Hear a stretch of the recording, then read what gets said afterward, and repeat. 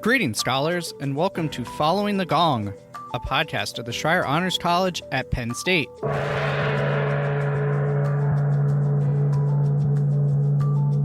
Following the Gong takes you inside conversations with our scholar alumni to hear their stories so you can gain career and life advice and expand your professional network. You can hear the true breadth of how scholar alumni have gone on to shape the world after they rang the gong and graduated with honors, and learn from their experiences so you can use their insights in your own journey. This show is proudly sponsored by the Scholar Alumni Society, a constituent group of the Penn State Alumni Association. I'm your host, Sean Goheen, class of 2011 and college staff member. If this is your first time joining us, welcome. If you're a regular listener, welcome back.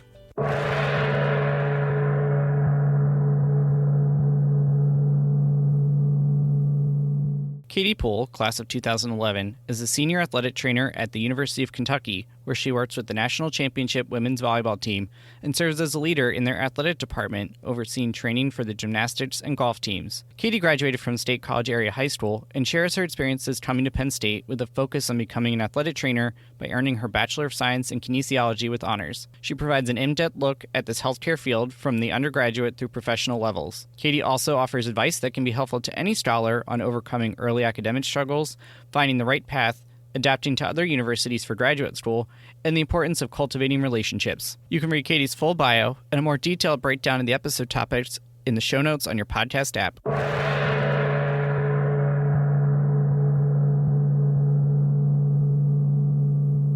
Joining me here today from historic Memorial Coliseum in the heart of the Bluegrass is my friend and national championship winning athletic trainer, Katy Poole. Katy, thanks for coming on. Before we get into athletic training and your days in Royal Blue, though, I want to start, of course, with your time in Navy Blue at Penn State. And I imagine your reason for coming to Penn State generally is probably relatable to some of our students from Center County. But I want to hear what exactly brought you here and what also brought you to the Honors College as a student. Sure. Well, first of all, thanks for having me on, Sean. It's good to be back and talk about my time at Navy Blue. I grew up right by the waffle shop on Blue Course, so very close to campus. So Penn State was really in my blood from the get-go. I looked at some other colleges senior year of high school, but didn't consider any of them seriously. Penn State was sort of always a given for me. What was not always a given for me was even applying or thinking about Schreyer. I had a good friend in the grade above me who asked about it when we were talking about college applications, and I laughed at her. And then I went and asked my parents, hey, should I think about applying to Schreyer? And they kind of laughed too. And I went and asked my guidance counselor, and they kind of said, well, maybe, but we don't know. Obviously, being from State High, a ton of people there applied to Schreyer as well, many of whom had far better grades than I did in high school and significantly better SAT scores than I did. But thankfully, my friend was persistent and sort of convinced me, and I said, well, what the heck, I'll give it a try. And I got accepted. And I have thought about that a lot since then, because especially now that I work with college age people, just about the power of encouraging people to reach sort of outside their comfort zone. I don't think at the time that I 100% this played out, as you know, later in my Schreyer career, but I don't think I 100% fit the bill academically for Schreyer right off the bat, or at least in the way that it was so obvious for a lot of other people. I think I really fit the bill, again, being reflective of what it is that they were probably looking for the, being engaged in my community and learning and serving and helping others. So more from a fit standpoint, I think that was sort of my niche and what sort of helped me get in. Thankfully, I did. And thankfully, that friend was persistent. Shout out to Bonnie Pedlow if she's listening to the podcast. And so, yeah, Atherton Hall, there I was. And Katy, you had mentioned before the show that obviously you've been very successful. You graduated with honors. You wouldn't be on this podcast if you hadn't. But your first year was a little rough. Could you talk about that experience? Because I think there's a pressure for scholars to just do everything and I have to have the 4.0. And that's not true. You can mess up a little bit along the way and still rebound.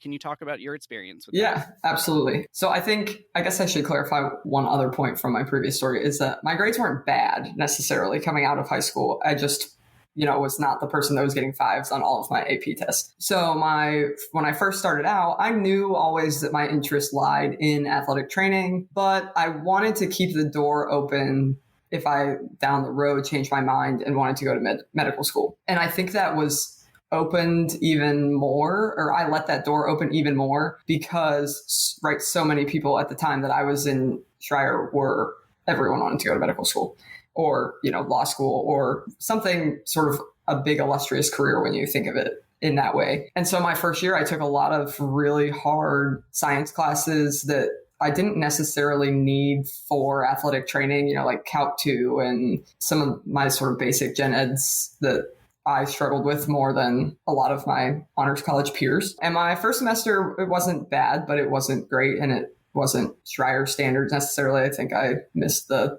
GPA cutoff grade by like 0.1 or something like that. No big deal. My second semester, I still had not really grasped what worked best for me in terms of studying. I still was not in any athletic training or like kinesiology specific classes. It was a lot of the more traditional science classes. And I was starting to get more involved with things on campus and Thon, and it did not go well. It was really bad. And so I ended up obviously not meeting the GPA requirement that semester as well. Got my letter saying that I was on academic probation, and if I wanted to, I could fight it, but otherwise I was going to be let go, so to speak, from the Schreier Honors College. And so I thankfully went and worked with Judy Osment, who was a savior.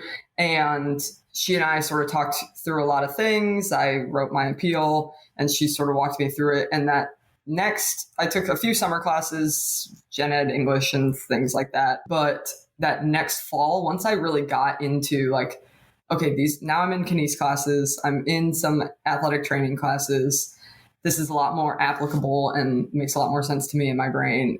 It totally changed the game for me. And once I was around in classes with a lot of other students that weren't in the honors college, I guess, and I didn't feel quite as much pressure to try and keep up, if that makes sense, it just became a lot easier. That burden sort of was lifted.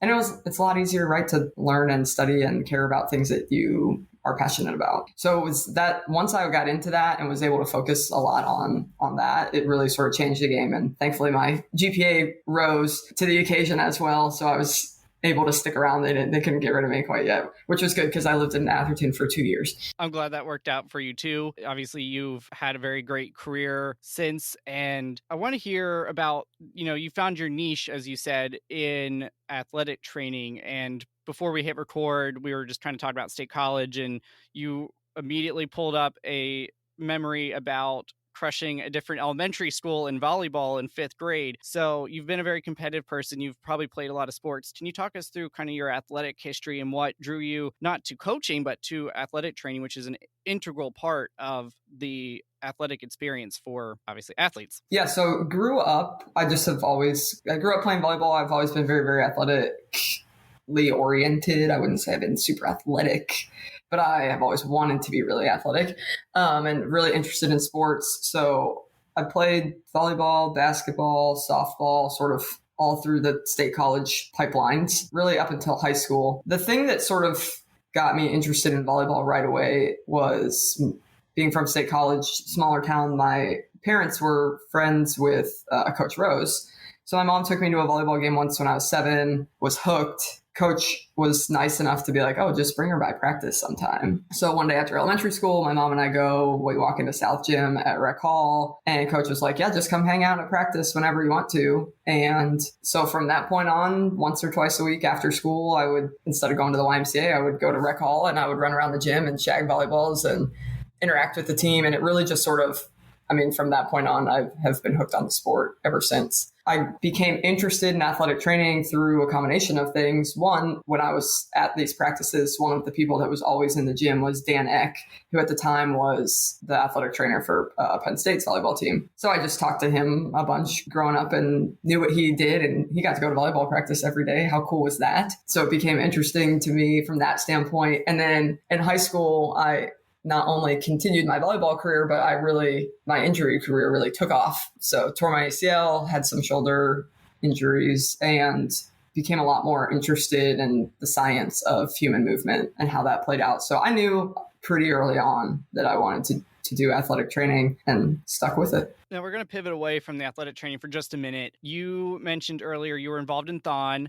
and you were also on the homecoming court as a scholar. How did you balance being involved in different things on campus with the expectations of classwork, and especially once you got your GPA back up, you said it rose to the occasion, and your requirements for working presumably with the volleyball team in a more professional capacity once you were on campus? So I think for me, one thing that was really helpful, and I really credit Schreier and the kinesiology honors advisors that I was working with at the time, is there were a few core kinesiology classes that are considered some of the tougher ones. It's Kines 350 and 360, so exercise phys and neuro. And I am not sure why, but I am thankful that I did. I took those as a sophomore. And most athletic training students at the time were waiting until their senior year to take those.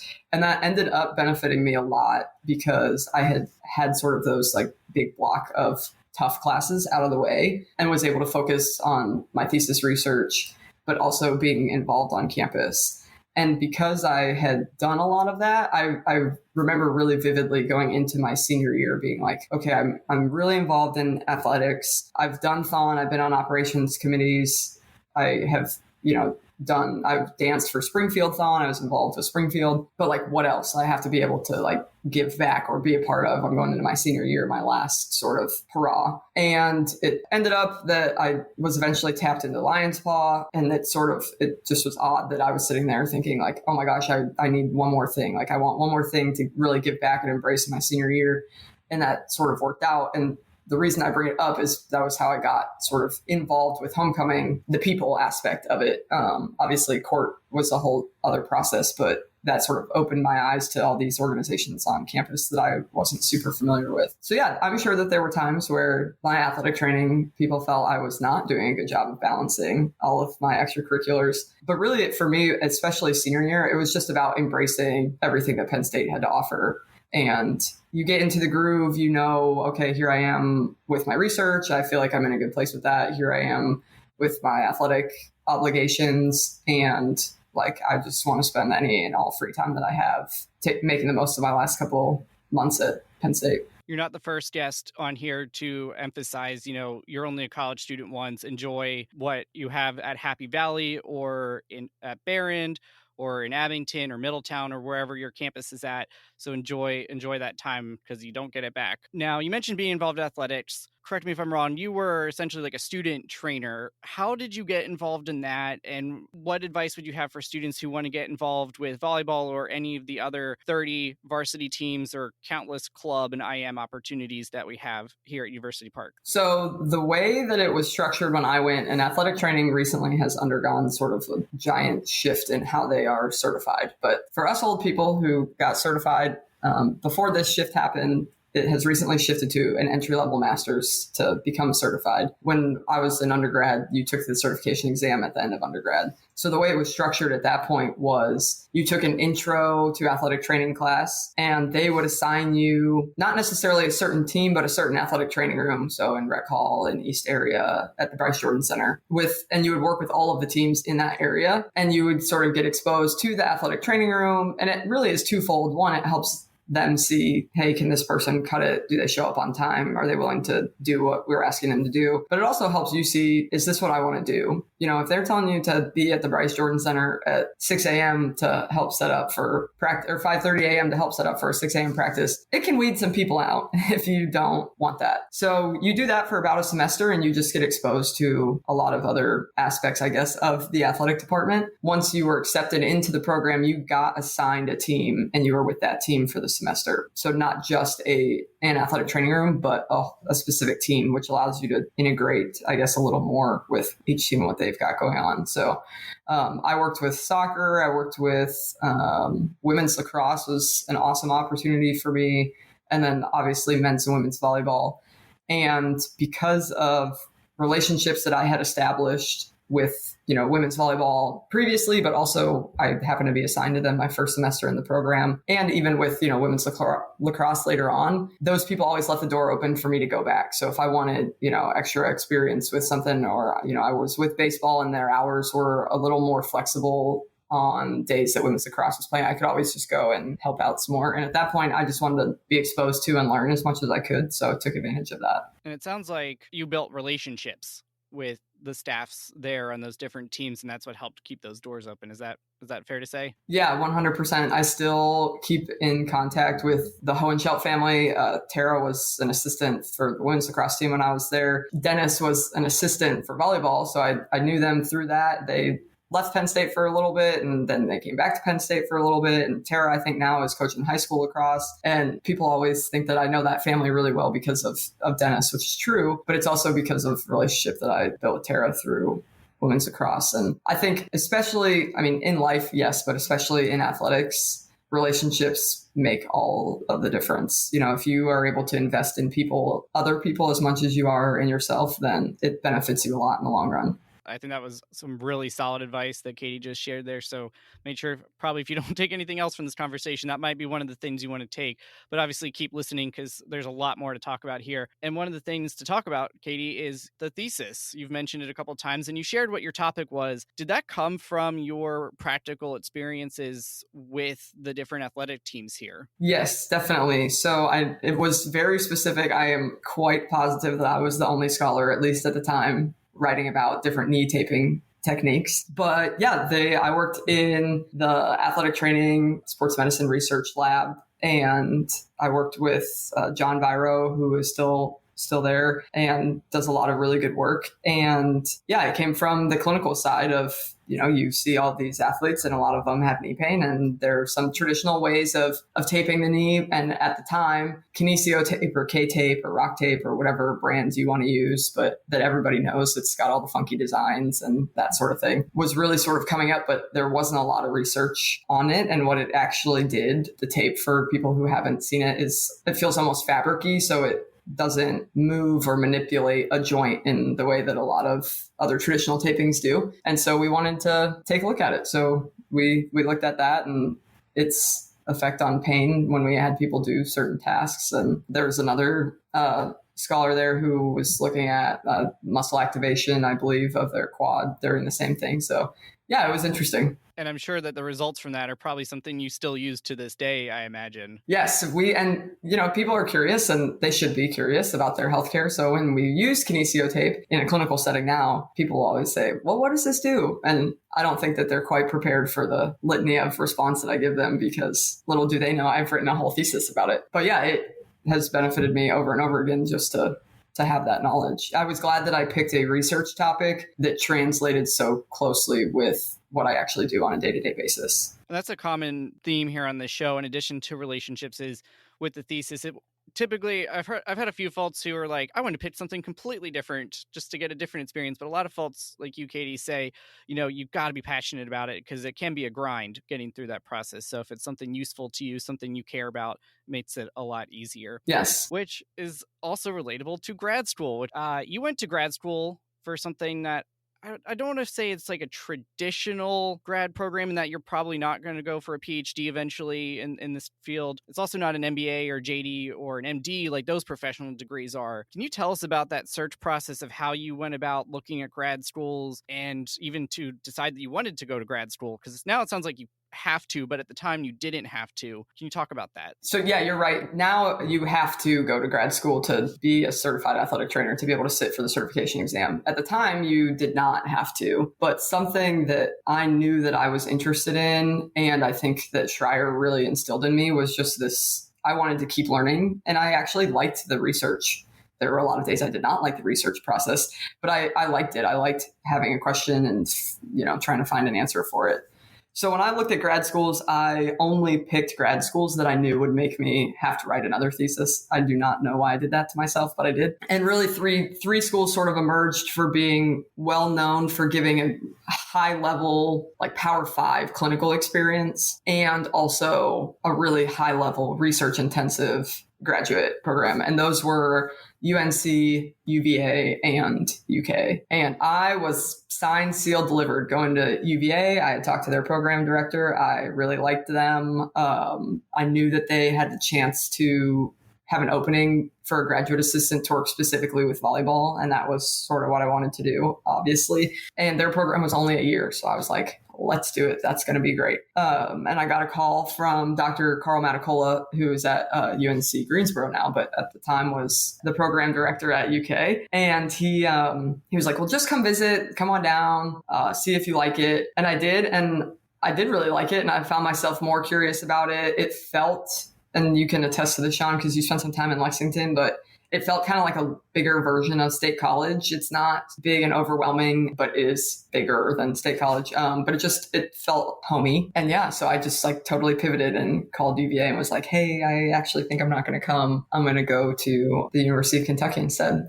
And I did have a phone call in that process from Coach Rose, who had heard that I was sort of back and forth on a decision. And he had called to say that he knew Craig Skinner, the head volleyball coach here, and that he was a really great guy and he would work for him. So there you go. I would definitely echo everything you just said about Lexington. I love State College. I love Lexington, and definitely a great town. And I've described it exactly the same way. It is a larger version of State College and with a little bit more barbecue options, I would say. Absolutely. Yeah, absolutely. And so you obviously did 2 years of grad school there. You got your master's. What ended up, like, how did you navigate that job search process? Because there's lots of athletic departments. There's hundreds, if not thousands, of NCAA programs across the country, NAIA, lots of options. But you stayed right where you went to school. Yep. How'd that work out? I knew, again, to your point of earlier when we were talking about being competitive, I've always been really competitive. I've always liked large scale Division I athletics. That it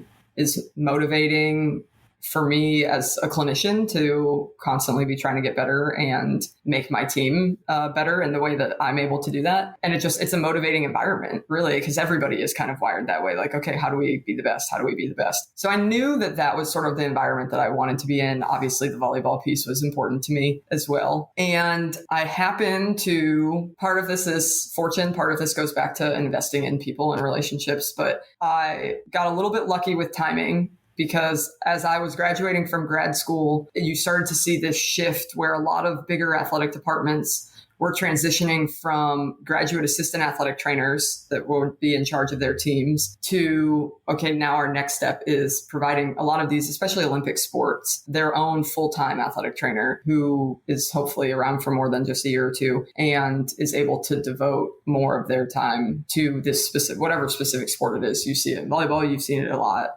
in gymnastics, soccer. So there's just been a lot of growth in the profession in that way. So I got a little fortunate with timing that Kentucky was looking to make that tradition right as I was graduating and finishing up my assistantship. And I just had really invested in Kentucky volleyball and the Kentucky athletic department and bought into the athletic department and their vision and those people, and also Craig and what he was trying to build with Kentucky volleyball. That was super exciting for me. You know, Penn State won the national championship my 4 years in college. So I came from a program that won 4 natties and ended up at this program that I could tell was just trying to, at the time, break through. And we were trying to win the SEC. That was our biggest goal. And it was cool. I wanted to be a part of that. I wanted to help build that. So it was a pretty easy decision once it became clear that might be an option. I thought I was going to move to Lexington for 2 years and leave. And now I've been here for 12. We're a pretty good way into our conversation here, but I want to take a quick step back. $1 million question. Maybe we watch the games on TV. We go to Beaver Stadium or Kroger Field for a football game, BJC, Rupp Arena. What exactly is an athletic trainer? Can you define exactly what your job is? Sure. So for people who ask that, who have recently been to a sporting event, the story that I always tell is like when somebody gets hurt and somebody runs out onto the field to see if they're okay, that's an athletic trainer. But what an athletic trainer is an allied healthcare profession. And we oversee and are responsible for all of the healthcare operations within the populations that we work with, especially if you're a collegiate athletic trainer, whether that's in the D2, D3, D1 setting. So we work on the prevention, the assessment, the rehabilitation of musculoskeletal injuries, and your experiences and I guess expertise can differ depending on the setting that you're in. Athletic training is growing a lot as a profession. People are starting to realize the value of athletic trainers and the knowledge base that we have. So Toyota is a really good example. They employ athletic trainers to come in and they look at the ergonomics and biomechanics of what they're asking their factory workers to do. So you can can have athletic trainers in a lot of different settings because the knowledge base is so applicable, right? Everybody wants to feel good while they're doing what they do to make money or play a sport or whatever it is. So yeah, it's an allied healthcare profession. We are in no way related to physical training. I think that's the number one probably misconception is you say you're an athletic trainer and people are like, oh, you must be in such good shape. I can assure you that I am not. I have nothing to do with our team's strength and conditioning. I work very closely with our team's strength and conditioning coach. But yeah, it's a healthcare profession. I think that helps a lot in knowing that there's a difference between PT and athletic training and the strength and conditioning. Now, it's kind of another one of these deep career questions here for you, Katy. Can you walk us through, I originally wrote a day in the life, but I realized that's probably a silly question. So can you maybe a day and a season in the life of an athletic trainer, especially at the collegiate level? And you work not just with volleyball, but with other sports that are based out of the Coliseum. Can you talk about as well if there are differences between those sports in the seasons and how that works for you as their trainer? So pretty much anywhere the team goes, I go. So I am at all of our practices, all of our strength and conditioning sessions, and all of our matches, whether those are home or away. So that's sort of the baseline is I'm at all of that in terms of a schedule. And then the rest of the schedule really depends on class schedules, on if somebody gets hurt, sort of what we've got going on, if an athlete has just had surgery. So if we have an athlete who is working through a relatively minor injury, I may have them come in the morning, do some rehab and some treatment before they go on their way to class. I might go to the doctor with another athlete who got hurt maybe the day before in practice or has something going on, and then come back about an hour and a half before practice.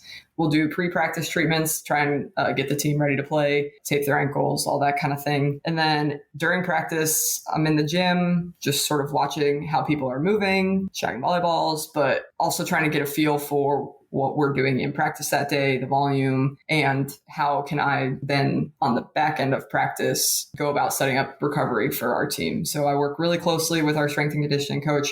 I work really closely with our nutritionists, and then obviously under the supervision of our team physicians, and just sort of think about what can I do to maximize how our team feels so that they ultimately can play their best. And I'd say where this has grown the most is we also are their first step of contact for mental health as well for a lot of teams and a lot of athletes. I tell recruits when I meet with them, I tell our athletes at the beginning of every season, my goal is for you to feel the best that you can mentally, physically, emotionally. So we're sort of their first stop. So when you're an 18-year-old kid and you're in college and you wake up for the first time and you don't feel well, 9 out of 10 people call their mom to probably be like, what do I do now?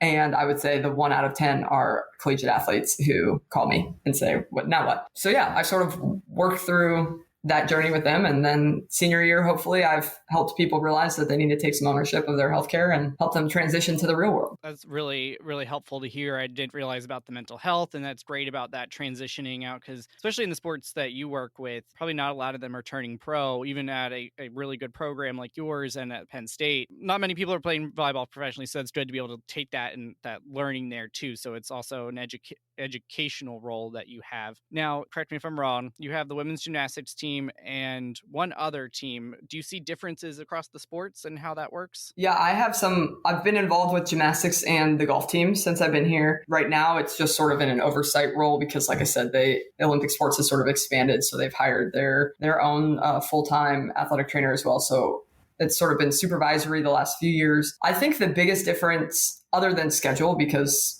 gymnastics is a winter sport, volleyball is a fall sport, is one of the things I like the most about athletic training is biomechanically, the demands of all of these sports are really different. So what gymnasts can do and the way that they are able to move their body and the body systems that they use and the ranges of motion that they put their body through are really different and quite impossible for some of the athletes that I work with who are, 6'5". So for me, I think the biggest component of that is just looking at what are the demands of the sport biomechanically, what does each athlete need to be successful, and you sort of go from there. But I guess the biggest place that comes into play is in a rehab setting. So my rehab for a gymnast is going to look really different than my rehab for volleyball. Volleyball has to jump a lot more times than gymnastics does. Gymnastics is a lot more explosive in some ways than volleyball is. Your shoulder situation is really different for bars than it is to serve a volleyball. So that's sort of the fun challenge, I guess, of working different sports. And if you can find athletic trainers who are interested in a very specific sport and have worked in a specific sport for a long time, I think you'll start to see that area of expertise sort of grow over time. Yeah, absolutely. You become like the subject matter expert on this is how a volleyball player moves. This is how a football player, the quarterback, the arm motions, that different thing. Obviously, there's other paths you can take in athletic training. You focused on collegiate athletics. Could you talk quickly about what are some of the other paths that scholars could take if they want to go in athletic training, but maybe they want a little bit of a different path? One way to do that, or to at least stay involved with athletic training, I have a lot of friends that, especially through grad school at UK, have decided that they really like the research portion of athletic training. There are a lot of interesting thing about athletic training research is it's so applicable clinically, right? So it's really easy to translate, okay, I'm going to look at interventions for this and see if it decreases ankle sprains in this population. And that is a very easy crossover, as opposed to somebody who's in a lab looking at maybe cellular data, which is super, super important, but it's just a really tiny piece of a much larger puzzle, most likely. So I have a lot of friends that have stayed in athletic training and have pursued their PhD or just stayed in as research assistants. We have a sports medicine research institute that was just started a few years back at Kentucky. They do a lot of really good research. It's actually run by Nick Huebner, who is a Penn State grad. He was a senior when I was a sophomore at Penn State. So there are a lot of people that do a lot of good research. That's one avenue. I have a lot of friends who have decided that they wanted to be high school athletic trainers, or they wanted to work in a more traditional clinical setting, and they love it. Their hours are a little bit different than mine. They probably have to deal with a few more parents than I have to deal with, but they get a variety of sports. I'm volleyball pretty much all the time, 24/7, and they get to work with a different age group. They get to work with different sports. So the value of athletic training is starting, like I said earlier, to be noticed a lot more across the board. And there are a lot of really cool and interesting and unique opportunities for athletic training. So you really can do anything you want with it. That is awesome. Now, going back specifically to the collegiate space here, Katie, anyone who even is tangentially aware of sports headlines know that coaches in particular come and go all the time. This coach is on the hot seat, yada, yada. Especially, there's assistant coaches and graduate assistants. What is it like for you as a trainer, and how do you adapt to working with new coaches and other athletic staff that come and go that could be helpful for students, navigating new bosses or new team members in any job? I think one of the most unique things about Kentucky, and we just talked about this, we have had a lot of longevity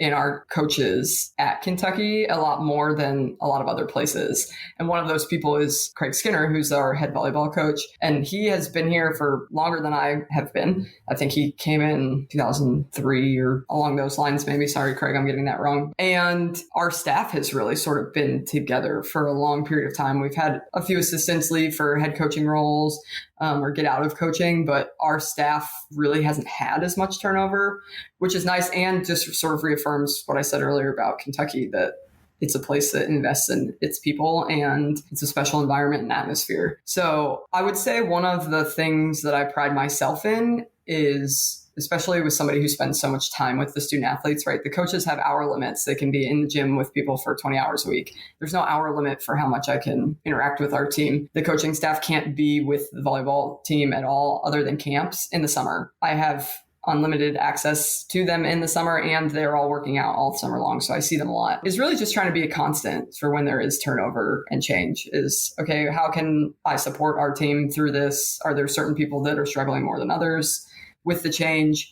And then being adaptable in my style and for what they need from me, the coaching staff, but then also being able to support the people that I serve, which are our student athletes. We're recording this in August, so the season's not quite underway yet. When at the time recording, it'll be well underway by the time you're listening to this. Normal years, you probably have a good routine. But one thing that could not have expected, because no one did, was a global pandemic. Obviously, your role, you are right up working on people, on your student athletes. You talked about taping ankles and knees and wrists. How did that affect your work, and how have you adjusted back as it seems to move in? I'm not any kind of epidemiologist, but it seems like we're moving to an endemic phase and slowly getting back to some sense of normal. Talk about how COVID impacted your personal career, work, and the broader athletic training field. Yeah, it was a nightmare, to put it frankly. So I mean, obviously the pandemic affected a lot of people in a lot of ways, and it was incredibly difficult for healthcare workers across the board, whether that was physical therapists who maybe had to take some time off work because their clinics were shutting down, to doctors and nurses who were incredibly overworked in larger settings. For us, it was interesting because we do not have a very strong background knowledge in infectious disease. We work pretty singularly in the musculoskeletal department. And so we had to learn a lot quickly. You also had to be adaptable because rules and guidelines are constantly changing, and both from a CDC and a federal level, but it's different state to state. You might be trying to travel with your team to one state where they have a mask mandate and your state doesn't, or vice versa. And then it's different at each school, right? So there are rules for on campus and guidelines and testing requirements and stuff for each campus that might be different. So for us, it was difficult. And I guess the other piece of that is at a conference level, right? So the SEC handled COVID, in my opinion, very well, but very differently from the Big Ten initially. The Big Ten took an approach where they were going to do rapid antigen testing and they were going to test almost daily. The SEC, we used PCR testing. We tested our high risk sports, football, basketballs, volleyball. I believe the soccers were included in that 3 times a week. So it was just constantly adapting, but all of our athletic training staff for our teams had to sort of take on this extra role. In the beginning of the pandemic, we were trained in COVID testing and how to administer the tests. So we were testing all of our teams.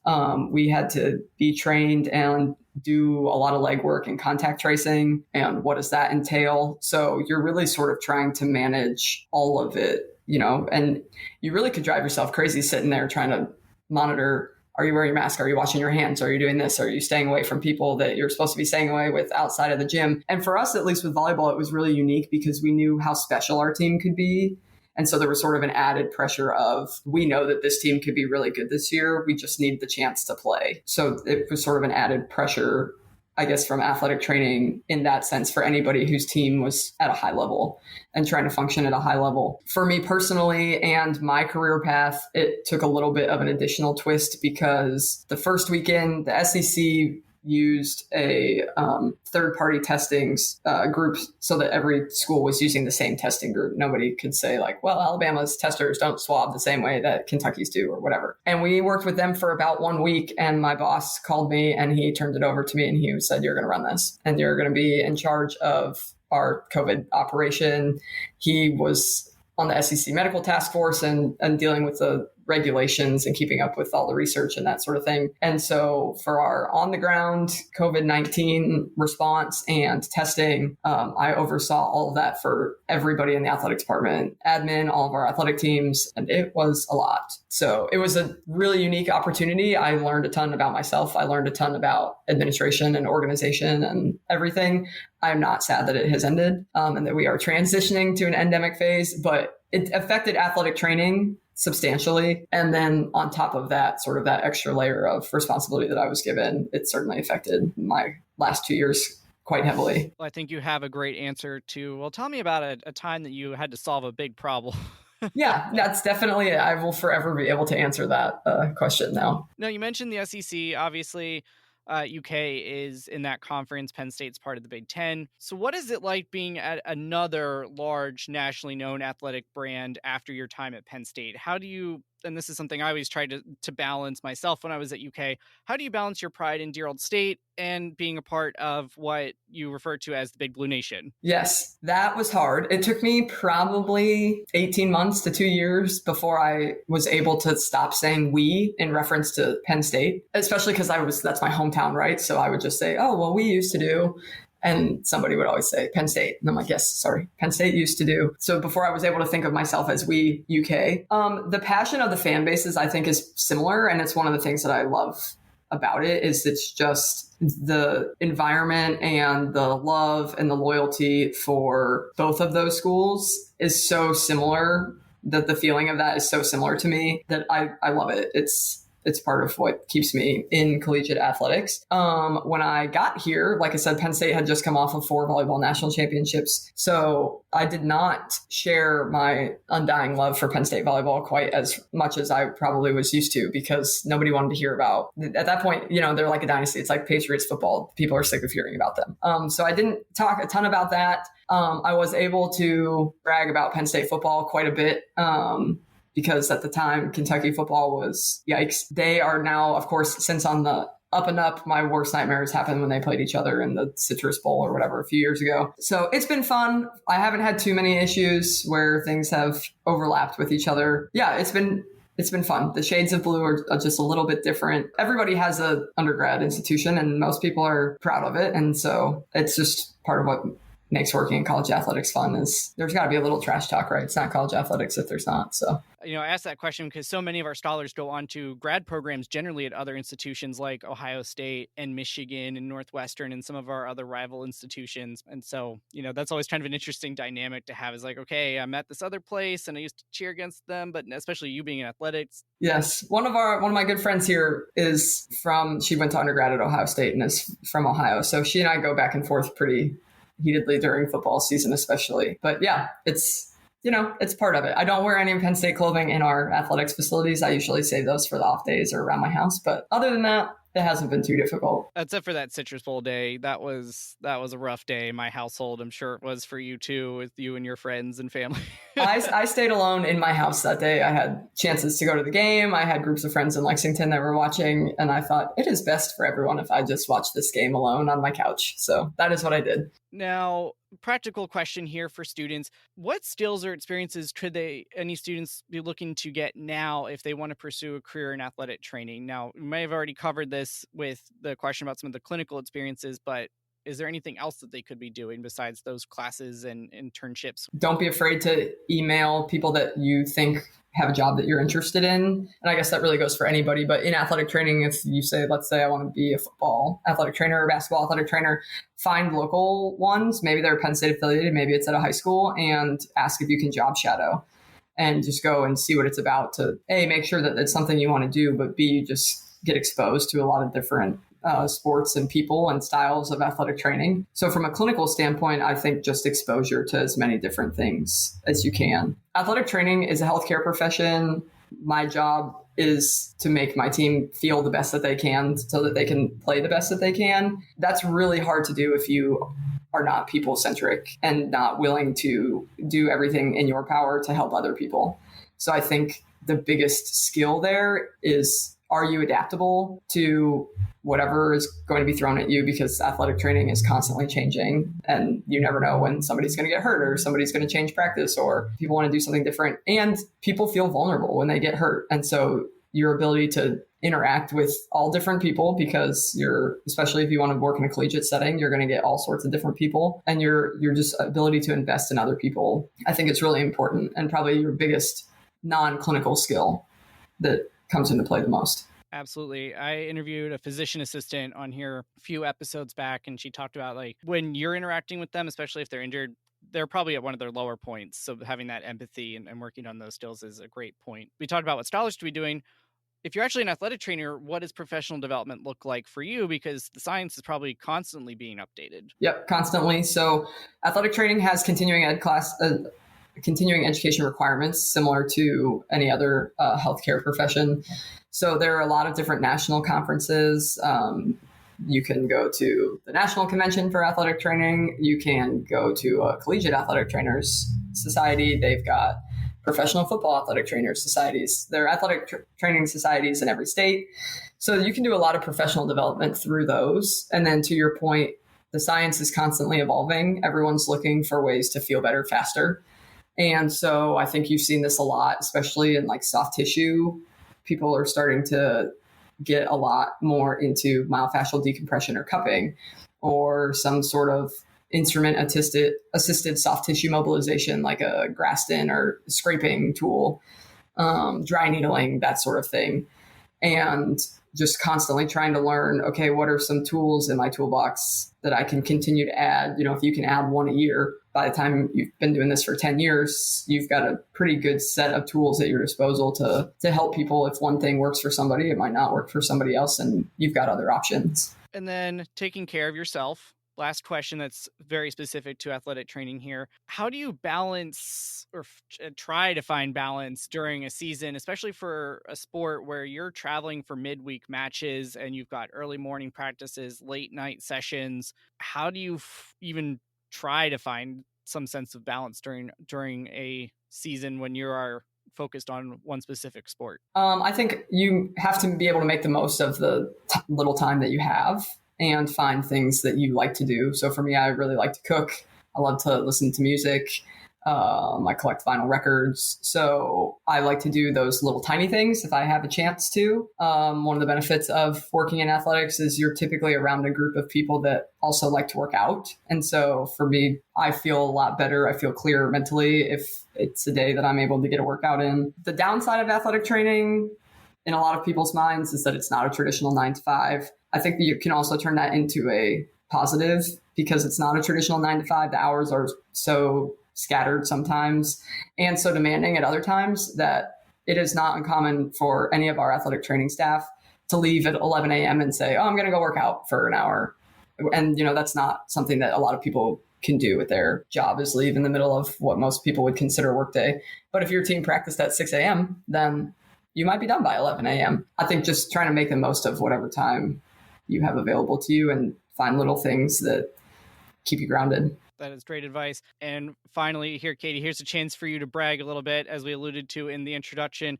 What would you say is your biggest success to date? Definitely winning the national championship. Obviously, in collegiate athletics, that's the goal for any team at the end of the year. I alluded to it a little bit early on, but we knew going into 2020 that our team was really special and had all the pieces to do that. We won the SEC for the first time in a really long time back in 2017. And we just felt like since that year, we had been building and sort of knocking on the door. We knew we had the team to do it in 2020, which was part of the reason the pandemic really affected us, because it was like, we have worked so hard for this. And now we're looking at a time when we might not even be able to play. They might not even give us a chance to play. So for us, obviously winning the national championship was incredibly special and was the biggest accomplishment. To do it in a pandemic year, technically are the 2020 national champions, but we won it in April because they moved all the fall championships to the spring. So our season was a year long. We battled with COVID and a lot of other stuff. So that is certainly the biggest accomplishment. It would be anyway, but to do it in a pandemic year, it was really pretty significant. Absolutely. I would imagine at UK, you probably have 3 goals throughout the season, right? Beat U of L. Yes. Win the SEC. Yes. Win the Natty. And, absolutely. And your senior class that year, if I'm right, didn't not win the SEC. Yes. They graduated with 4 SEC championships and a national championship. So not too shabby. No, not at all. Definitely reminds you of the Penn State dynasty you were alluding to earlier from our time in school. Absolutely. Yeah. And we were the first SEC team. Volleyball was the only NCAA championship of the sports that the SEC sponsors that had not ever won. So we were the first team in the SEC also to ever win the volleyball national championship, which was kind of fun because you watched Florida, just dominate the league for so long. So it was a little fun to sneak in there before them. And for those of you who obviously are Big Ten more familiar with, UK-UF is certainly a pretty big rivalry in many a sport. So I'm sure that probably felt pretty good too. But on the flip side, Katy, what would you say was your biggest transformational learning moment in your career so far and what you learned from that? I think definitely the pandemic. I mean, it's an easy answer, and we talked about that a little bit, but you had to take a total step back. You couldn't plan ahead for anything because things were constantly changing. So it just forced you to develop adaptability to a lot of different scenarios, because you sort of had all these what if scenarios in the back of your head, and you would try and make plans for them, and then something would come along and ruin everything that you had planned. So I think that's probably where I learned the most over the course of the last 2 years. I was certainly the most tired that I have been in my career throughout the last 2 years as well, but definitely the area of learning the most and the most growth probably for me. Speaking of learning and growing, how do you approach mentorship, both as a mentor and as a mentee? I think as a mentee, the biggest thing is just continue to ask questions. Don't be afraid to sound dumb. Don't be afraid to put yourself in a room where you feel like you maybe don't necessarily belong, because you're going to learn the most that way. And you only grow when you're uncomfortable. So don't be afraid to get involved and be around and ask a lot of questions. From a mentorship perspective, I think, the people aspect is important, getting to know the people that you work with. It can be really specific to, hey, this is how I operate clinically as a volleyball athletic trainer, and these are some things that have helped me. But I also think a piece of it is your non-clinical skills, your empathy, your adaptability, and working through a lot of that as well. So just trying to make yourself available and be as transparent and open as you can. You got to like what you do, but the end game also is to grow your profession, right? And to hopefully you're adding into something that will be sustained once you're done doing it. So how do you leave athletic training in better hands than you found it? You've mentioned quite a few folks throughout our conversation today, but is there any other professors or friends from your days here at University Park that you wanted to give a shout out to? I have to, I mentioned Judy Osment on the front end, so I have to give a shout out to her because she worked through a lot of my academic probation issues with me my first year. And it was helpful that I felt like not everybody in the Honors College had given up on me, so to speak. It was nice to feel like I had somebody in my corner. So she's certainly one. Dr. John Biro, Johnny B, kinesiology is a big one for me. I was fortunate. My high school athletic trainer, Allison Krajewski, was also an adjunct professor at Penn State in athletic training. So she and I have worked together a lot. We still keep in really close contact. So those are probably three of, I guess, the biggest players, so to speak, in certainly my academic journey. And I think you touched on something really important there. You took the effort to reach out to Dr. Osment, who was on the staff at the time. Come talk to us who are here now. If you're experiencing a challenge or a problem, come talk to us here in Atherton or Simmons, or book a time online with us if you're at a campus or on a different part of University Park and you don't want to walk over from, say, West Halls. But come talk to us in some form or fashion, and we can try to help you like some of our past staff helped Katy when she needed it. As we're wrapping up, do you have a last piece of advice that you wanted to share for students generally, for potential athletic trainers that you really wanted to share but just didn't come up in our conversation on its own? Yeah, I think, and I know I've touched on pieces of this, but for any of my Ted Lasso fans out there, highly recommend if you don't watch it, but Ted Lasso on Apple TV, shout out. Our assistant coach just hung up a quote in his office earlier this week, and it reminded me of it, but it says, "Be curious, not judgmental." And when it boils down to it, I think, one, that makes you the best that you can be, whether it's clinically as an athletic trainer, whether it's as a doctor, whether it's as a lawyer, right? If you're curious about how do I get better? How do I constantly be the best that I can be? What are other things maybe that I'm not trying, whether that's doing research, whether that's asking your peers, whether that's asking somebody that you have met, like, hey, how do I get better? Not assuming you have all the answers. I think curiosity can really benefit you in that way. And the flip side of that is you have to be curious about other people, what drives them, what motivates them. You really cannot do many things in this world on your own. And even if you could, I promise it's better if you do it with others. If you're invested in other people and their process and what your bigger goal is. So that's really easy to say when you work with a team, and that's sort of built in, but really anything can be a team when you look at it. So be curious, not judgmental. Ted Lasso / Katy Poole. Reminds me of Wayne Gretzky, Michael Scott. Exactly. Definitely check out Ted Lasso. This is not sponsored. We're not being paid to recommend it, but a great show. If you have access to Apple TV, Katy and I both recommend that. Now, if a scholar wanted to reach out to you and pick your brain on any of the different things we've talked about today, from your involvement on campus to athletic training to going to an SEC school, how can they connect with you? The easiest way is probably honestly through direct message on either Twitter or Instagram. And through that, I'm happy to give my email to people and connect with them that way. But definitely on Twitter or Instagram, my handle is just my name. So pretty easy to find.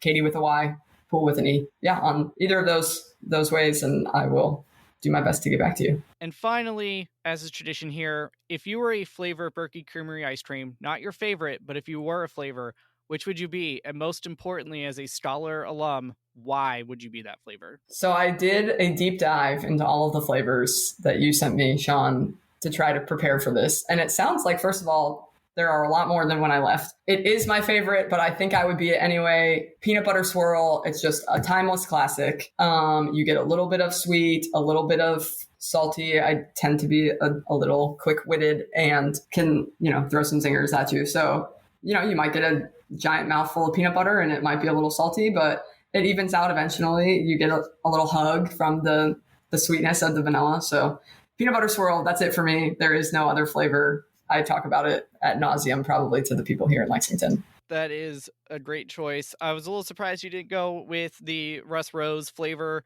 but I think you had a very good rationale for the one that you picked, and you certainly did your homework just like a scholar. So I appreciate that. Both are good flavors. Well, thank you for joining me here today, Katy, national championship winning athletic trainer at the University of Kentucky for their women's volleyball program. Shameless plug, go State as well. But good luck in your season. When you're hearing this, we'll be deep into conference play for both Penn State and Kentucky, respectively, at the time of airing. But good luck on your season. And thank you so much for joining us and sharing all of your advice here today on Following the Gong. Yeah, thanks, Sean. Thanks for having me.